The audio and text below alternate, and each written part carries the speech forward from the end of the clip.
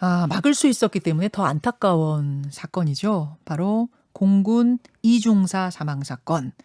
문재인 대통령도 어제 최고 상급자를 포함해서 지휘라인을 엄중하게 처리하라라는 지시를 내렸습니다. 저희가 유족 측의 변호사를 통해서 사건 전반에 대한 이야기는 들을 수 있었는데요.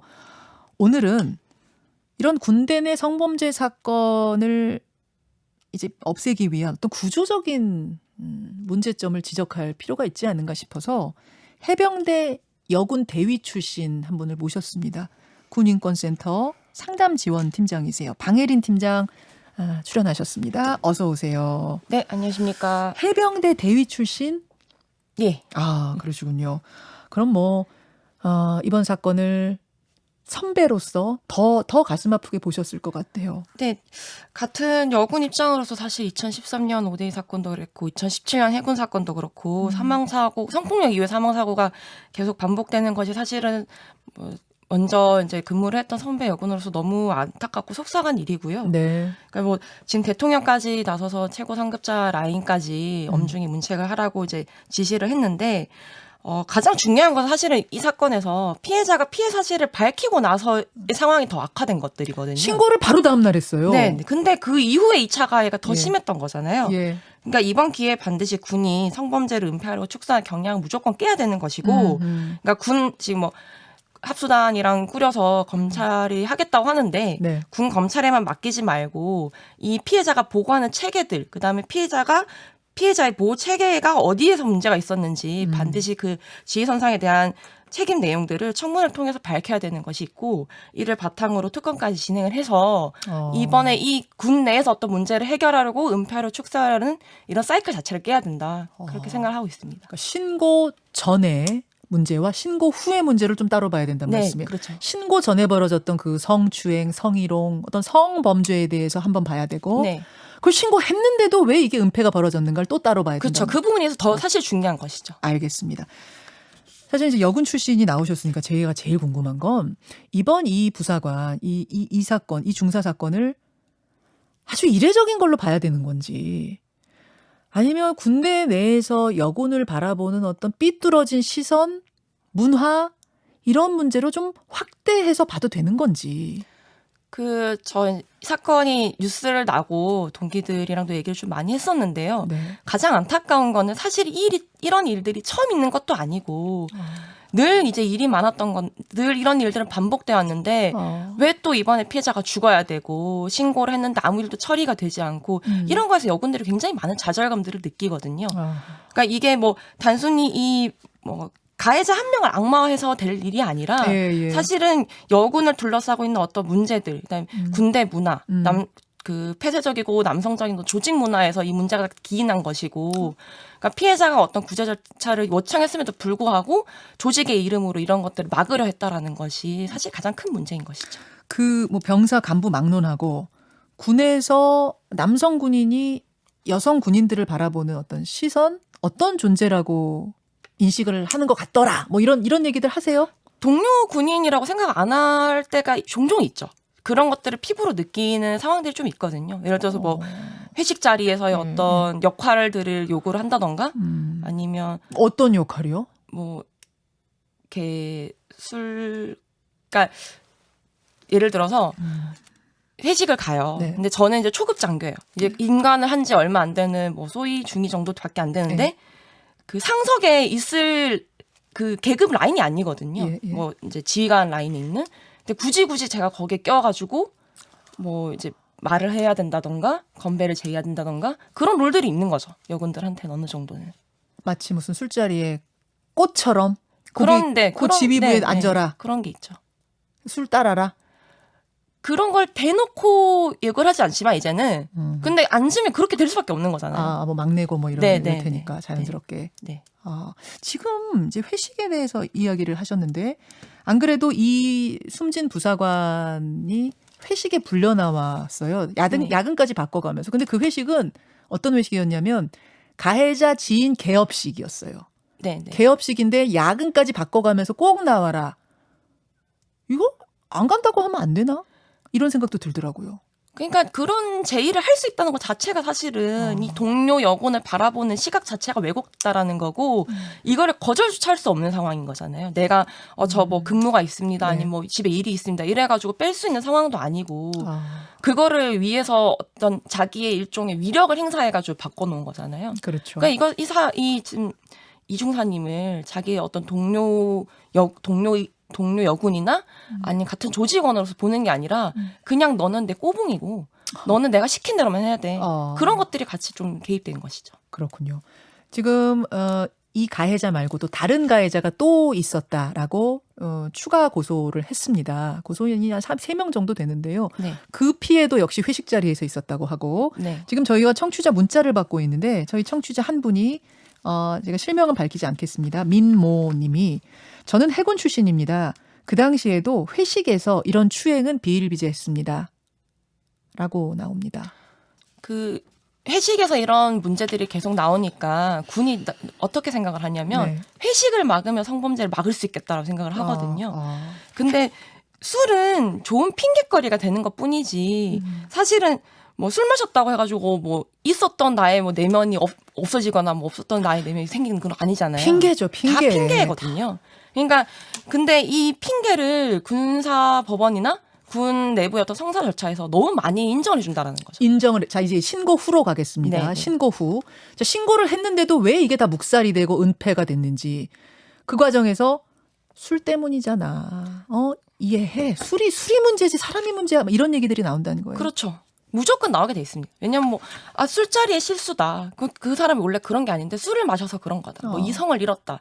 근데 아니거든요. 술을 마셨기 때문에 의도한 행위들이란 말이에요. 이거는 굉장히 모독적인 게 뭐냐면 그러면 술 마시면 남자들이 다 그렇게 성추행합니까? 뭐 여성이 또 남성 성추행합니까? 그거 아니거든요. 그렇죠. 그거는 정말 핑계거든요.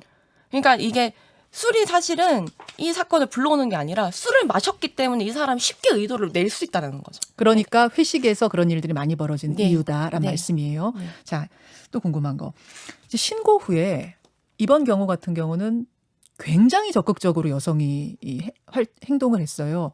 블랙박스를 가져다가 그 현장 것들을 다 증거로 내밀고 또 바로바로 움직였습니다. 네. 그런데도 계속해서 은폐, 회유, 뭐 협박 한두 명이면 제가 이해하겠는데 가해자 정도면은 그랬다라고 하면은 뭐 그럴 수 있겠다 하지만 이게 잘했다는 의미는 아니고요. 아니 왜 어떻게 지휘 라인이 다 은폐를 할 수가 있냐고요. 그러니까 이게 지금 이런 문제들이 계속 반복되는 게 네. 매뉴얼을 아무리 잘 짜놔봐야 이걸 사용하는 입장에서 성폭력에 너무 관대하잖아요. 그리고 관대할 뿐만 아니라 이번만 잘 넘어가면 이번만 무사히 넘어가면 우리 부대 우리 사람들한테 아무 이상도 없는데 그런 식으로 계속 조직 내에서 무마를 하려고 하니까 사건들이 잘 드러나지도 않고 그걸 보던 옆에 다른 여군들은 나도 그럼 피해를 신고하지 말아야겠다. 이런 일들이 반복되면 여군들도 남군들도 다 학습을 하게 되거든요. 학습 효과. 네, 피해자는 신고를 더 안 하게 되고 가해자는 어떤 행위들을 하기가 더 용이해지는 그런 이제 사이클들이 이번엔 기회를 좀 깨야 된다는 거죠. 그 가해자 하나를 보호하기 위해서라기보다는 그 지휘 라인 전체 자신의 보호의 의미인 거예요. 그렇죠. 지휘라인 전체 자신을 다 보호하기 위해서인 거죠. 여기에 엮여 있는 모든 어떤 관계자들, 그다음에 왜 보고를 사건을 이제 얘기를 하게 되면 네네. 그 사실 제일 중요한 거는 피해자 피해를 호소했으면 피해자를 보호해야 되는 거잖아요. 당연하죠. 근데 그때부터는 뭐 누가 잘못했니, 네가 잘못했니, 내 책임이 없니 이런 식으로 가게 되거든요. 그 사이에 피해자는 방치되게 되고. 고립되게 되고 결국에는 피해자 견디다 못해서 전출을 가야 되는 이런 상황들이 사실 이 사건뿐만이 아니라 대부분 성폭력 사건에 다 이런 내용이 다 포함되어 있고 그래서 이번 기회를 통해서 반드시 외부에서 이런 시스템 자체에 문제가 없었는지 명백하게 진단을 해야 된다. 그래서 저희가 청문회가 꼭 필요하다는 얘기를 계속 하고 있는 것이고요. 그렇군요. 이게 진급 사회라는 것, 진급이 너무나 중요한 사회라는 것도 한몫해요. 이런 문제. 네, 그런 부분이 있죠. 그러니까 조직적 은폐가 일어나는 것이 여기 굉장히 닫힌 조직이고 진급을 중시하는 수직적인 라인이고 이런 게 다 작용한다. 군이 또 이제 굉장히 폐쇄적인 조직이고 그다음에 출신들끼리도 되게 뭉쳐져 있는 부분들이 있잖아요. 뭐 사관학교, 뭐 학군이면 학군. 그래요. 네, 그렇다 보니까 자기 보전의 이 본능이라고 하는 것이 굉장히 강하게 작용하거든요. 그러니까 어떤 뭐 성폭력뿐만이 아니라 어떤 피해를 얘기를 해도 일단 이번에 넘어가자. 뭐 다음에 뭐 또 있으면 얘기를 해라. 이런 식으로 계속 회유를 한다던가. 또 있으면 얘기를 해라. 네, 뭐 그런 식으로 뭐 쌓여야지 몇 개 돼야지 얘기하는 거예요. 그렇게 마일리지예요. 풀어 나가는 일들도 종종 있죠. 그러다 보니까 피해자들이 그 2019년 국방부 실태 조사를 보면 네. 신고를 했는데 오히려 내가 피해를 받거나 왕따를 당하거나 회유를 받거나 그만하라고 했다라는 비율이 50% 넘거든요. 50%. 완전 망가진 조직인 거죠. 전체 군인 중에 지금 여군의 비중이 얼마나 됩니까? 6에서 한 8% 사이입니다. 6에서 8% 네. 정도. 동료로 보지 않는 이런 문화가 있다는 말씀. 지금 군인권센터에서 이번에 또 밝혀낸 것 중에 하나가 이것도 역시 공군에서 일어난 일인데 여군들의 특정 부위를 찍어온 어떤 사람, 촬영을 해온 사람이 밝혀졌다면서요? 네, 이 사건은 이제 19전투 비행단 사건인데요. 네. 그 남군 가해자가 여군 숙소에 침입을 해서 네. 여군 숙소마다 이제 문을 따고 들어간 다음에 음. 그 뭐 신체 부위나 아니면 뭐 속옷 같은 거를 촬영을 하다가 이제 현행범으로 적발이 됐거든요. 아, 현장에서 잡혔어요? 네네, 현장에서 잡혔는데 예, 예. 이 또 문제가 뭐냐면 이 가해자가 군사경찰 소속이란 말이에요. 그러니까 가해자도 군사경찰이고 수사의 주체도 군사경찰이면 이 문제를 덮는 거에 얼마나 용이한 그 환경이겠습니까? 결국에는 초기에는 그 어떤 피해자를 가해자를 분리하려는 노력이나 이런 것들이 전혀 없었다가 예.